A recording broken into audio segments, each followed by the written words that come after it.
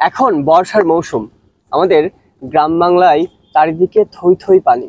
গ্রাম বাংলার মানুষের এখন তেমন কোনো কাজ নেই, শুধুমাত্র মাছ ধরা ছাড়া। অনেকেই শখের বশে মাছ ধরে, আবার কেউ কেউ মাছ ধরাকে পেশা হিসাবে নিয়ে নিয়েছে। আমাদের নিমাই চন্দ্র কাকা তিনি মূলত কাদা দিয়ে সেই মাছের জালের নিচের গুটি তৈরি করছেন, এবং এই গুটিগুলো দিয়েই জালের যে ভাড়া অর্থাৎ জালের ওজন নিয়ন্ত্রণে যেটি ব্যবহার করা হয় সেটি তৈরি করছেন। দেখেন কি চমৎকারভাবে তিনি কাদাগুলো তৈরি করছেন। এখানে বিকাশ চন্দ্র দাদা তিনি রীতিমতো কাদা কাটছেন। আমরা নিমাই কাকার কাছে শুনবো যে তিনি এটি কিভাবে প্রস্তুত করছেন। এই মাটি ছাড়া ভালো কোনো জিনিস হবে না, এই মাটিতেই ভালো হবে, এই মাটিতেই পুরাতে হবে।